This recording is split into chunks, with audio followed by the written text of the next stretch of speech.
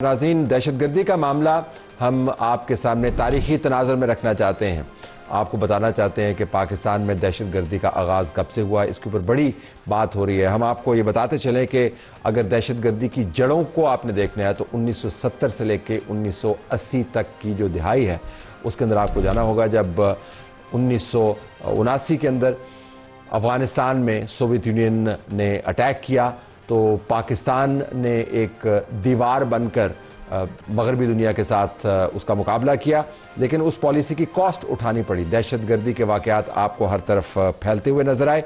CIA की declassified दस्तावेज़ात के मुताबिक पाकिस्तान में दहशत गर्दी के वाक़यात हर तरफ फैल गए और उस वक्त अफ़गानिस्तान की जो खुफिया इंटेलिजेंस की तंजीम थी खाद, वो ये तमाम काम करती थी। पाकिस्तान के अंदर असला लाया गया, ड्रग्स को इंट्रोड्यूस करवाया गया, ग्रुप्स को बनवाया गया और हर जगह पर आपको धमाके, दहशतगर्दी के वाक़यात नज़र आते थे। रिपोर्टिंग चूँकि कम होती थी तो डॉक्यूमेंटेशन उसकी बहुत कम है, लेकिन अमरीकी नेशनल सिक्योरिटी आर्काइव्स ये साबित करती हैं कि पाकिस्तान में उस वक्त की दहशतगर्दी और मौजूदा दहशतगर्दी में एदाद शुमार के एतबार से कोई ज़्यादा फ़र्क नहीं था। इपरी का तहकीकाती इदारा है, उसके मुताबिक अफ़गानिस्तान की जंग के असरात हैं वो पाकिस्तान के ऊपर अभी तक नुमायाँ हैं। हमने ख़ुद देखा सरहद पार दहशतगर्दी के दरवाज़े आपको उन दहाइयों के अंदर खुलते हुए नज़र आए, ड्रग्स की आवत जावत उन ज़मानों में खुलती हुई नज़र आई, स्मगलिंग की आवत जावत उस ज़माने में आपको बढ़ती हुई नज़र आई। तो एक पूरा निज़ाम बना, तरबियती कैंप बने अफ़गानिस्तान के अंदर और फिर दहशतगर्दी का इंफ्रास्ट्रक्चर एक तैयार हुआ। अगर आप पाकिस्तान में हमारी तहकीकात के मुताबिक दहशतगर्दी की टाइम लाइन देखें तो 1970 से लेकर 1999 तक आपको हर दूसरे साल कोई बड़े वाक़यात होते हुए नज़र आएंगे।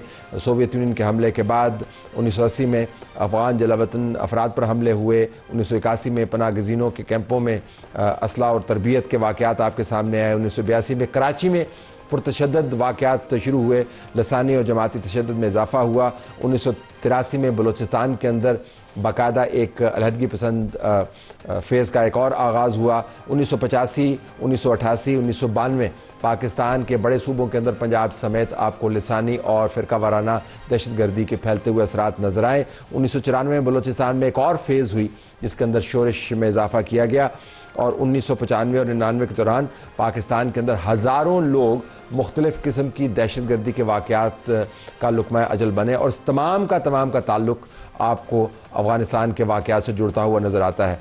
जो अहम शख्सियात दहशतगर्दी का निशाना बनी उनकी फ़हरिस्त बहुत तवील है, लेकिन चंद एक नाम हमें पता होने चाहिए। बेनज़ीर भुट्टो साहिबा शहीद, उनका तो आपको पता है, सलमान तासीर शहीद, शहबाज भट्टी, बशीर बेलोर, इस तरह के दर्जनों सियासतदान, ब्यूरोक्रेट्स, जजेस, सहाफ़ी, मुहक्किक, इंजीनियर्स, बिज़नेस कम्युनिटी के नुमाइंदगान लुक़मा अजल बने दहशत गर्दों के।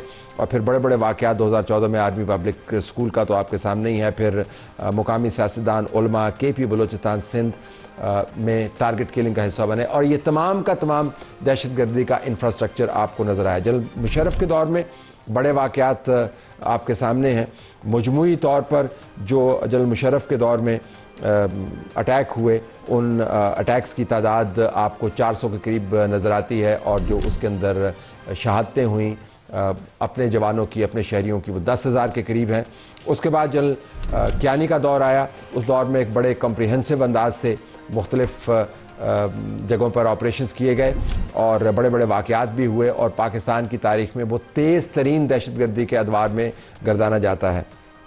ऑपरेशन राय हक, राह नजात, ऑपरेशन शेर दिल, कोहे सफ़ेद, बहुत सारे ऑपरेशन किए गए। जो दहशतगर्दी का शिकार लोग बने उनकी तादाद तकरीबन 8 से 10 हज़ार है और कुल अमवात जो हुई वो 21,000 के करीब हैं। जनरल राहील शरीफ के दौर में फिर एक ऑपरेशन का आगाज़ किया गया, मुतअद्दिद ऑपरेशन किए गए। 2000 से लेकर अब तक पाकिस्तान के अंदर जो दहशतगर्दी के वाक़यात में शहादतें हुई हैं, इसके ऊपर अगर आप मुआशी नंबर डालें तो पाकिस्तान को जब से दहशतगर्दी का आगाज़ हुआ है 90s, 2000 और अब तक तकरीबन $62 बिलियन की कॉस्ट पाकिस्तान ने पे की है। तो जब लोग हमें ये बताते हैं कि इस दहशतगर्दी से हमें निपटना सिर्फ जिरगों के ज़रिए है तो उनको ये तारीख़ अपनी जहन में रखनी चाहिए। ये तारीख़ बड़ी तवील है, बड़ी मुश्किल से, बड़ी कुर्बानियों से हमने इन जगहों को दोबारा से सिक्योर किया है। अगर हमने आज फिर तज़ब्ज़ुब का मुज़ाहरा किया تو پھر نتائج پہلے سے بھی زیادہ بھیانک نکلیں گے۔ آپ کا بہت شکریہ۔ اب ہم چلتے ہیں آج کی ویڈیو کی طرف۔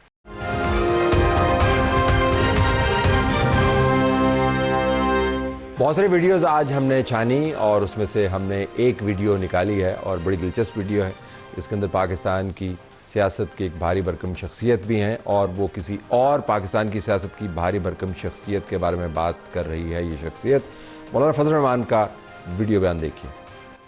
آج انہیں ہمارے مساجد کے ائمہ کو 10,000 روپے سے خریدنے کی کوشش کر رہی ہے۔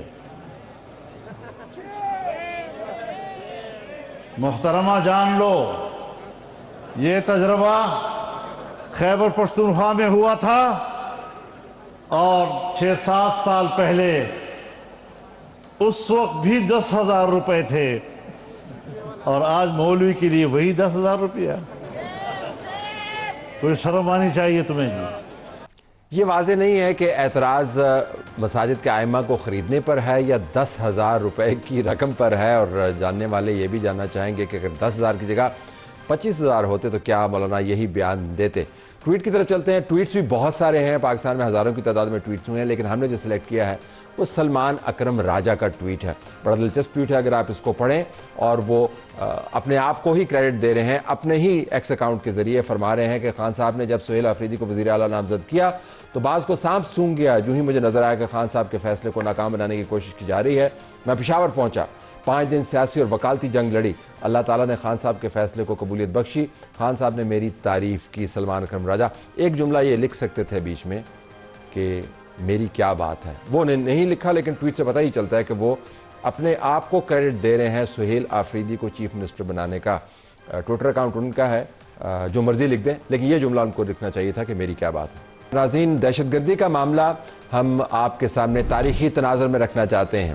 آپ کو بتانا چاہتے ہیں کہ پاکستان میں دہشت گردی کا آغاز کب سے ہوا، اس کے اوپر بڑی بات ہو رہی ہے۔ ہم آپ کو یہ بتاتے چلیں کہ اگر دہشت گردی کی جڑوں کو آپ نے دیکھنا ہے تو 1970 سے لے کے 1980 تک کی جو دہائی ہے اس کے اندر آپ کو جانا ہوگا، جب 1979 کے اندر افغانستان میں سوویت یونین نے اٹیک کیا تو پاکستان نے ایک دیوار بن کر مغربی دنیا کے ساتھ اس کا مقابلہ کیا، لیکن اس پالیسی کی کاسٹ اٹھانی پڑی۔ دہشت گردی کے واقعات آپ کو ہر طرف پھیلتے ہوئے نظر آئے۔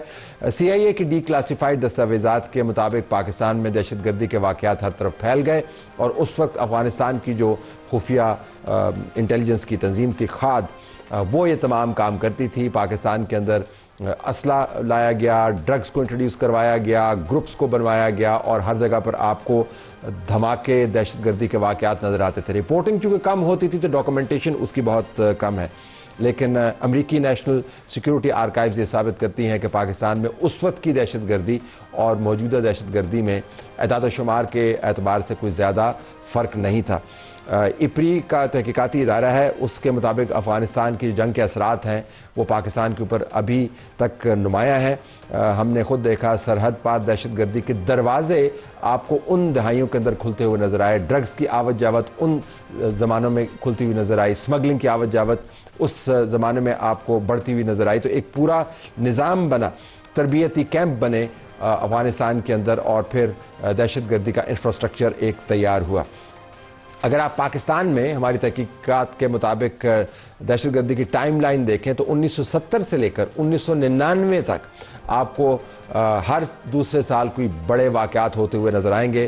سوویت یونین کے حملے کے بعد 1980 میں افغان جلا وطن افراد پر حملے ہوئے، 1981 میں پناہ گزینوں کے کیمپوں میں اسلحہ اور تربیت کے واقعات آپ کے سامنے آئے، 1982 میں کراچی میں پرتشدد واقعات شروع ہوئے، لسانی اور جماعتی تشدد میں اضافہ ہوا، 1983 میں بلوچستان کے اندر باقاعدہ ایک علیحدگی پسند فیز کا ایک اور آغاز ہوا، 1985، 1988، 1992 پاکستان کے بڑے صوبوں کے اندر پنجاب سمیت آپ کو لسانی اور فرقہ وارانہ دہشت گردی کے پھیلتے ہوئے اثرات نظر آئے۔ 1994 میں بلوچستان میں ایک اور فیز ہوئی جس کے اندر شورش میں اضافہ کیا گیا۔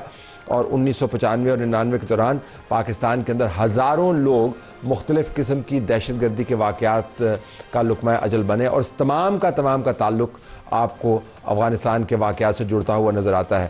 جو اہم شخصیات دہشت گردی کا نشانہ بنی ان کی فہرست بہت طویل ہے، لیکن چند ایک نام ہمیں پتہ ہونے چاہیے۔ بنجی بھٹو صاحبہ شہید، ان کا تو آپ کو پتہ ہے، سلمان تاثیر شہید، شہباز بھٹی، بشیر بیلور، اس طرح کے درجنوں سیاستدان، بیوروکریٹس، ججز، صحافی، محقق، انجینئرز، بزنس کمیونٹی کے نمائندگان لقمہ اجل بنے دہشت گردوں کے۔ اور پھر بڑے بڑے واقعات 2014 میں آرمی پبلک اسکول کا تو آپ کے سامنے ہی ہے، پھر مقامی سیاستدان، علماء، KP بلوچستان سندھ میں ٹارگٹ کلنگ کا حصہ بنے، اور یہ تمام کا تمام دہشت گردی کا انفراسٹرکچر آپ کو نظر آیا۔ جنرل مشرف کے دور میں بڑے واقعات آپ کے سامنے ہیں۔ مجموعی طور پر جو جنرل مشرف کے دور میں اٹیک ہوئے، ان اٹیکس کی تعداد آپ کو 400 کے قریب نظر آتی ہے، اور جو اس کے اندر شہادتیں ہوئیں اپنے جوانوں کی، اپنے شہریوں کی، وہ 10,000 کے قریب ہیں۔ اس کے بعد جنرل کیانی کا دور آیا، اس دور میں ایک بڑے کمپریہنسو انداز سے مختلف جگہوں پر آپریشنز کیے گئے اور بڑے بڑے واقعات بھی ہوئے، اور پاکستان کی تاریخ میں وہ تیز ترین دہشت گردی کے ادوار میں گردانا جاتا ہے۔ آپریشن رائے حق، راہ نجات، آپریشن شیر دل، کوہ سفید، بہت سارے آپریشن کیے گئے۔